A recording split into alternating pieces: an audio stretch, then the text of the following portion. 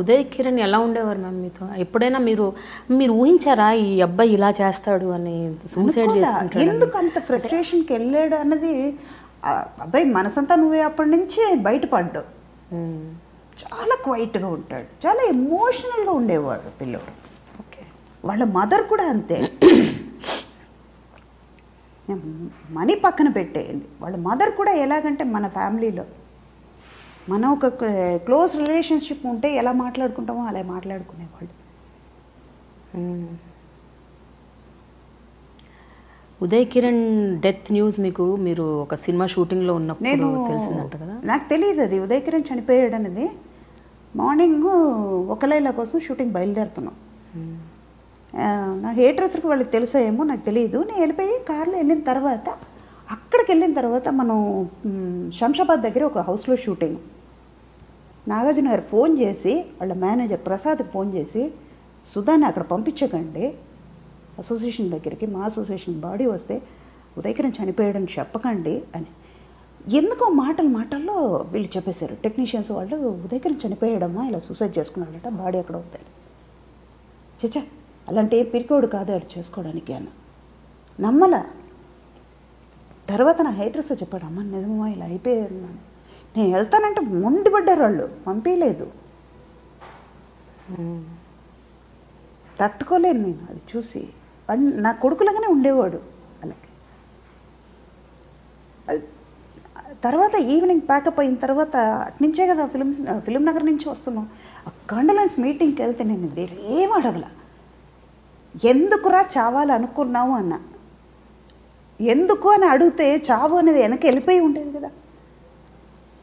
కష్టాలు అన్నది అందరికీ వస్తుంది, అందులో నుంచి బయటపడాలి. దానికి దారి ఎన్నో ఉన్నాయి. ఇప్పుడు ఒక కొయ్యి ఉంది, గుంట ఉంది అంటే మనం దాటుకుంటే వెళ్ళిపోతున్నాం కదా. పడిపోవాలని పడిపోం కదా. పడ్డామంటే మనం నడవలేమా? చిన్నప్పుడు ఎన్నోసార్లు మనం సైకిల్ నేర్చుకుంటాం, నడిచేటప్పుడే పడిపోతున్నారు పిల్లలు, పడిపోయి మళ్ళీ లేస్తున్నారు కదా. అదే కదా లైఫ్ కూడా. ఎందుకు చేసుకున్నాడు అని అనిపించింది. అది సౌందర్యది కూడా. సౌందర్యది మర్నాడు నర్దనశాల షూటింగ్ ఉంది. మొన్న నేను బాలకృష్ణ వీళ్ళందరూ మాట్లాడుకున్నప్పుడు అది మాట్లాడుకున్నాం. మర్నాడు నుంచి మనకి షూటింగ్ ఉండేది. మేము ముగ్గురు నర్దనశాలలో. నా బాలకృష్ణ సిస్టర్ క్యారెక్టర్, అది ఇంపార్టెంట్ క్యారెక్టర్. అది పోయింది. తను ఏం పోగొట్టుకుంది? ఎందుకు? అది పోయే వయసేం కాదు, ఎప్పటికైనా పోవాల్సిందే. అది వయసు కాదు, ఇంకా అనుభవించాల్సింది చాలా ఉన్నాయి లైఫ్లో. తంది మాత్రం ట్రాజిక్ డెత్, అది ఒకటి.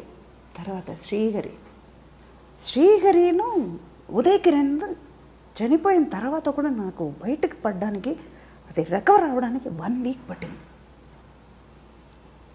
శ్రీహరిని వెళ్ళి చూసి వచ్చేసాను. షూటింగ్కి వెళ్తున్నాను. నైట్ నేను నిద్రపోట్లా, కాలు చేతులు ఉణుకుతున్నాయి. నాకు భయం వేసి లేచి కూర్చుంటున్నా, లైట్ వేసేసుకుని. ఫీవర్. షూటింగ్కి వెళ్తే వీళ్ళందరూ నన్ను స్టాఫ్ నా పక్కన ఉండండి రా అంటున్నాను. నేను అంత భయం వేస్తుంది నాకు. అది కొన్ని చూడలేము వాళ్ళని అంటే. అంతే వాళ్ళతో అంత ఇది ఉంది కదా, అది అంత బంధం ఉంది కాబట్టి అది మర్చిపోలేకపోతున్నాం. అంటే కరెక్ట్ మీరు చెప్పింది. అంటే వీళ్ళే మీ బంధువులు. నిజం.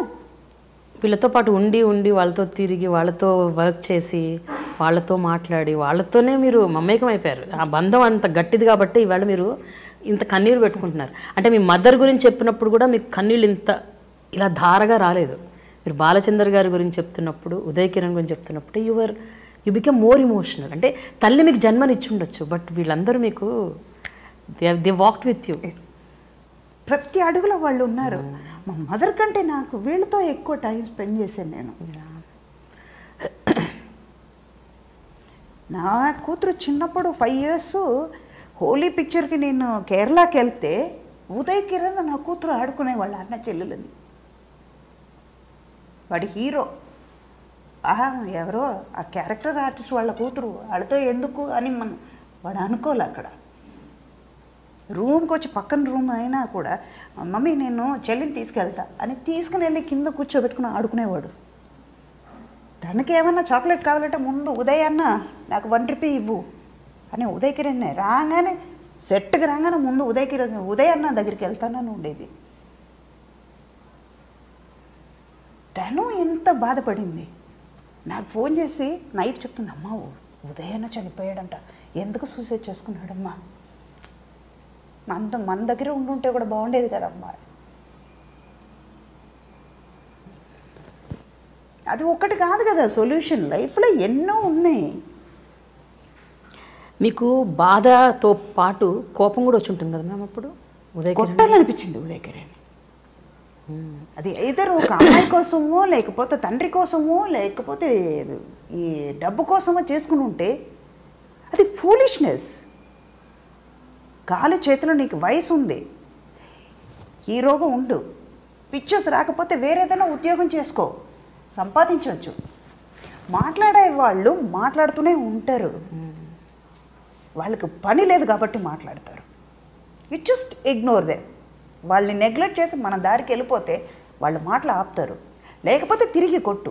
ఇదే పరిస్థితి మీకు రాకపోద్దా, మీరు బాధపడరా అని అడుగు, ఆటోమేటిక్గా వాళ్ళు మారిపోతారు. వాడు ఉండుంటే మటుకు నిజంగా కొట్టేదని నేను నా హెయిర్డ్రెస్సర్తో చెప్పాను, అరే వాడిని నేనైనా దత్తు తీసుకుని ఉంటే పోయేది కదరా అని. నీతో ఎప్పుడు చెప్పుకోలేదా మ్యామ్ అతని సమస్య ఏంటి, అతను ఏం ఫీల్ అవుతున్నాడు? ఏం చెప్పేవాడు కాదు. చెప్పుంటే ఏదో ఒకటి సొల్యూషన్. కానీ ఒక షూటింగ్ మేము, అది నాకు గుర్తులేదు, నేను చలపతిరావు గారు మణికొండలో ఒక షూటింగ్ చేస్తున్నాం.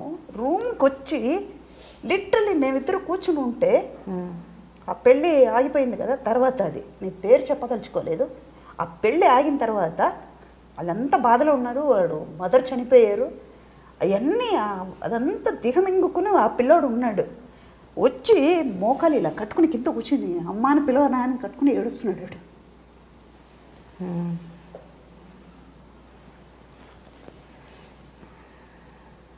అల్లే వాడి మనసు ఎంత శోభించిపోయి ఉంటాడు లోపల వాడు. అంటే వాడు పొజిషన్లో ఉండి ఆలోచిస్తే వాడు చేసింది కరెక్ట్ ఏమో అని అనిపిస్తుంది. ఎందుకంటే ఎవరికి సమాధానం చెప్పక్కర్లేదు కదా. నేను పోయాను, నాతో పోతుంది, పోయిన తర్వాత ఎవరు ఏం బాధపడినా నాకు అవసరం, అదే అనవసరం, అది నేను చూడట్లేదు కదా అని అనుకునేవాడేమో. కానీ అది కొన్ని వీళ్ళు మాత్రం నాకు, మిగతా వాళ్ళు ఎంతోమంది మన పోస్టర్స్ పోతూనే ఉన్నారు, అవన్నీ పెద్దగా నాకు ఇంపాక్ట్ పడలేదు. ఇది బాగా రియలీ మ్యామ్. అంటే మీరు అదే కేవలం ఒక అమ్మలాగా నటించటం కాదు, నిజంగా మీరు అమ్మాయి ఉన్నారు వాళ్ళకి, అందుకనే మీరు అంతగా మీకు అంత అటాచ్మెంట్ మీకు అయిపోయింది వాళ్ళతో. అది కొంతమందితోనే వచ్చింది ఆ అటాచ్మెంట్. ఇదే ఇప్పుడు ఉన్న వాళ్ళతోనే నేను వర్క్ చేస్తున్నాను, కానీ ఏ అటాచ్మెంట్ రావట్లేదు కదా నాకు. అది ఎందుకు రాలేదు, వాళ్ళ మీద తప్పులేదు, నా మీద తప్పులేదు, అది ఎందుకో రాలేదు. అయితే ఒక విషయం మీలో ఒక ఫ్లిప్ సైడ్ ఉంది, అదేంటంటే మీరు సెట్లో ఉన్నంతసేపు అల్లరి చేస్తుంటారట. క్యారెక్టర్ మాత్రం అమ్మ క్యారెక్టరు, అక్కడ వేషాలు బుద్ధులు చేసే పనులు మాత్రం చిన్న పిల్లల్లాగా అల్లరి చిల్లరిగా నవ్వుతూనే ఉంటారంట కదా 24/7. మరి క్యారెక్టర్లోకి వెళ్ళిపోయి సీరియస్ అయిపోతారు. అప్పటి వరకు అది క్యారెక్టర్, అది డైరెక్టర్ ఏమంటారు అందరూ కొంచెం చాటర్ బాక్స్ కాస్త ప్రొడ్యూసర్ డబ్బు ఇస్తున్నారు, దానికోసమే న్యాయం చేయాలిగా, చేయాలి. మామూలుగా ఆఫ్ స్క్రీన్ అయితే కొంచెం కాస్త సైలెంట్గా ఉంటావా అని అడుగుతారా మీరు? అట్లా ఏమంటారు? నవ్వు మొదలుపెట్టింది ఈవిడ ఆపదు. ఓకే, ఎప్పుడైనా సెట్లో నవ్వడం మొదలు పెడితే అది 40 టేక్ కాదు, 50, 60, 100 కూడా వెళ్ళిపోతుంది, నవ్వు ఆగదు నాకు. అదే సిల్లీ రీజన్స్కి నవ్వు వచ్చేస్తుందా? ఏం ఉండదు అక్కడ, అదే గుర్తుకొస్తుంది మైండ్లో, నవ్వేస్తా. అది 5 hours అయినా కూడా వాళ్ళు అంతే కష్టపడాల్సిందే. మీరు ఒక్కరే నవ్వుతారా? అందరినీ నవ్విస్తుంటారు? అందరూ నవ్విస్తూ ఉంటాను మేడం. కానీ మనం మాత్రం నవ్వుతే పిచ్చోళ్ళు అనుకోరు.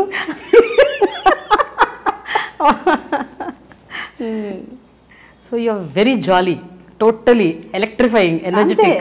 అంటే మనతో మాత్రం మనం మాత్రం ఛార్జ్ పెట్టుకుంటే ఎలాగా? ఈ ఛార్జ్ అందరితో స్ప్రెడ్ చేస్తేనే కదా అందరూ అలర్ట్గా ఉంటారు కదా. Correct correct right. ఇప్పుడు ఒక ప్రొఫెషన్ మన ఈ సెట్లో ఉన్నాం, ఒక 10 మంది ఉన్నాయి, ఎవరికి వాళ్ళ టెన్షన్ ఉంది, వాళ్ళ ప్రాబ్లం వాళ్ళే సాల్వ్ చేసుకోవాలి. ఉన్న 10 నిమిషాలు ఎందుకు ఏడుస్తూ మొహమ్మని పెట్టుకొని ఆ 10 నిమిషాలైనా మర్చిపోతాం కదా. ఎందుకు ఉంది ఆ టెన్షన్, అక్కడికి వెళ్ళిన తర్వాత మనం చూడాల్సిందే. ఇంటికి వెళ్ళిన తర్వాత ఆ బాధలు ఉన్నాయి, అది పోదు. నువ్వు ఇక్కడ బాధపడ్డది ఇక్కడ కూడా బాధపడి అక్కడ బాధపడి ఎందుకు? అదంతా బ్యాటరీ ఛార్జ్ అవుతూ ఉంటుంది కదా, మర్చిపో. మీరు హిందీ సినిమాల్లో ఎన్ని సినిమాలు చేశారు? 2 చేశాను. అవి కూడా ఏమన్నా మంచి ఆడాయా సినిమాలు? సూపర్ హిట్ అయింది. Gang leader Hindi, Aaj Ka Gundaraj, same. అది కూడా పెద్ద డైరెక్టర్, పెద్ద ప్రొడ్యూసర్, ఎన్ఎన్సిపి. అది కూడా డబుల్ పేమెంట్, హిందీ కదా.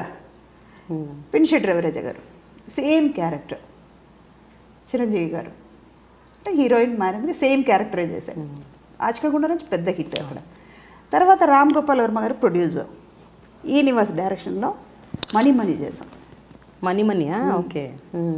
ట్వింకిల్ కన్నా మాధవ్, భరణి గారు, నేను.